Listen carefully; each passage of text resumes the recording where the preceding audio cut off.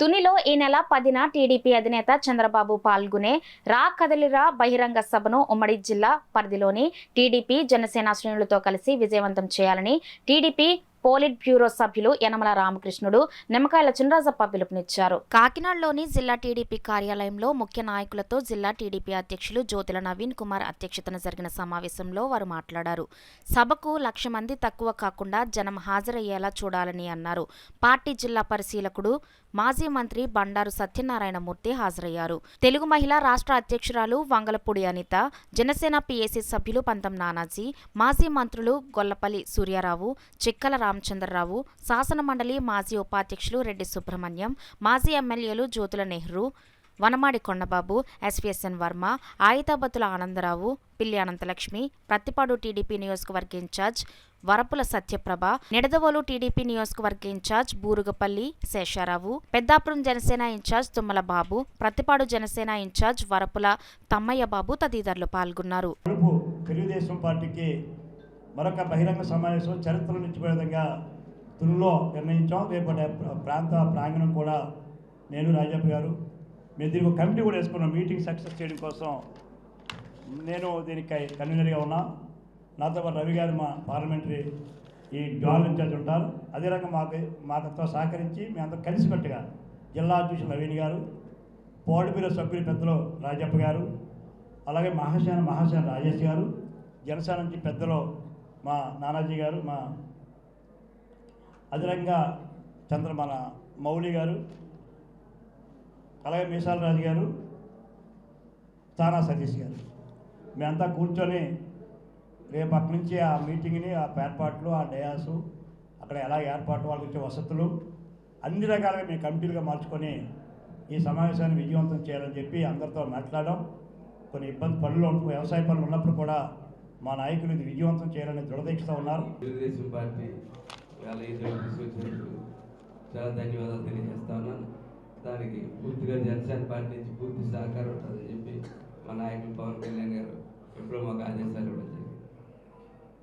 రేపు తునిలో జరగబోయేటువంటి మీటింగ్ పెద్దలు రామకృష్ణ గారు ఆధ్వర్యంలో జరగబోతున్నటువంటి మీటింగ్లో కాకినాడ పార్లమెంట్ నుంచి అన్ని సెగ్మెంట్ల నుంచి కూడా మా చైర్మన్ మనోహర్ గారితో మాట్లాడేది, దానికి అవసరమైన ఇన్ఛార్జీలు ఏదైనా పెట్టవలసిన ఇన్ఛార్జీలు ఎవరినైతే దాన్ని పెట్టి పెద్ద ఎత్తున ఫస్ట్ కలిగ ఆల్రెడీ మొన్న లోకేష్ గారు వచ్చినప్పుడు పెద్ద ఎత్తున జనసేన శ్రేణులు లోకేష్ గారు ప్రతి చోట కూడా స్వాగతించడం జరిగింది. అట్లాగే ఇవాళ చంద్రబాబు గారు స్వయంగా వస్తున్న సందర్భంలో మొట్టమొదటిసారిగా జనసేన ఒక అడ్డగా చెప్పుకున్నటువంటి కాకినాడ జిల్లాలో ఖచ్చితంగా జనసేన యొక్క ప్రాబల్యం చూపించవలసిన తరుణం అయితే వచ్చింది. ఖచ్చితంగా రేపు ఆ మీటింగ్లో ఖచ్చితంగా జనసేన యొక్క ఇది ఖచ్చితంగా చూపించడం జరుగుతుంది. ప్రతి అసెంబ్లీ సెగ్మెంట్ నుంచి కూడా ప్రతి ఒక్కరు కూడా పెద్ద ఎత్తున మూవ్మెంట్ ఇచ్చి అక్కడ చేరి అవి సభను విజయవంతం చేస్తారని చెప్పి ఈ రాష్ట్రంలో ఎవరికి కూడా స్వేచ్ఛ లేదు, భయపడిపోతున్నారు. భూములు ఎప్పుడు అక్కుపోతారో తెలియదు, ఎప్పుడు మేలెడతారో తెలియదు. ఆ పరిస్థితిలో ఇవాళ ప్రజలు భయపడుతున్నారు కనుక ఇదంతా కూడా అర్థం చేసుకోండి. చంద్రబాబు నాయుడు గారు మొన్న మహానాడు సూపర్ 6 ఒక ప్రోగ్రాం ఇవ్వడం జరిగింది. ఆ ప్రోగ్రాం ద్వారా మేమందరం కూడా ఇప్పటికే గ్రామాల్లోకి వెళ్ళి ప్రతి ఇంటికి కూడా వెళ్ళి మేము ఇవన్నీ 6 సూత్రాలు కూడా మేము చేస్తామని చెప్పి లోకేష్ గారు, చంద్రబాబు నాయుడు గారు, పవన్ కళ్యాణ్ ఫోటో వేసి మేము ఇప్పటికే అంతా తిరుగుతున్నాం. చాలా రెస్పాన్స్ ఉంది. ప్రజలందరూ కూడా, మహిళలందరూ కూడా పెద్ద ఎత్తున ఇలా సపోర్ట్ చేస్తున్నారు. దాని పరిస్థితి ఖచ్చితంగా మరి తెలుగుదేశం గవర్నమెంట్ ఖచ్చితంగా వస్తుంది. అలాగే జనసేన కూడా బాగా కలిసి వచ్చింది కనుక మనకి బాగా ఇంకా అభివృద్ధి చెందుతుంది పార్టీ అంతా తెలియజేసుకుంటూ రేపు మీటింగ్కి జయప్రదం చేయడం కోసం ప్రతి ఒక్కరు కూడా సీరియస్గా తీసుకోవాలి. ఎందుకంటే మనం ఖచ్చితంగా మన బాధ్యత మనది. ఆ బాధ్యత పక్కన పెట్టకుండా మనకు పండుగను కాకుండా మనం ఏ పండుగ ఈ మీటింగ్ పండుగ భావించి ఇంకా కార్యక్రమాలు జయప్రదం చేయాలని ప్రతి ఒక్కరు కూడా కోరుతున్నాం. ఎందుకంటే సూపర్ 6 అని చెప్పి ఇందాక మనం పెద్దలు కూడా చెప్పుకున్నారు. ఈరోజు అన్ని రకాల నగరాలతో పాటు ముఖ్యంగా మహిళలు చాలా ఇబ్బందులు పడే పరిస్థితి.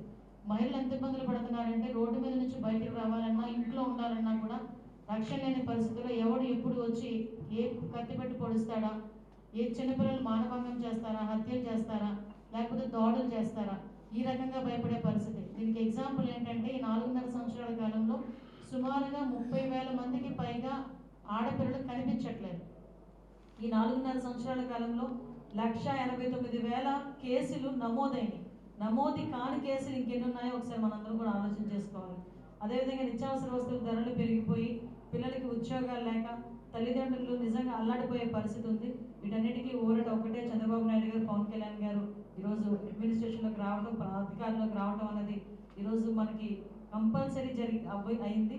ఈ నేపథ్యంలోనే చంద్రబాబు నాయుడు గారు తుని రావటాన్ని నిజంగా చెప్పాలంటే ఒక మంచి పరిణామం కింద భావించి దీన్ని విజయవంతం చేసుకోవడానికి మేము అందరం కూడా కృషి చేస్తాం.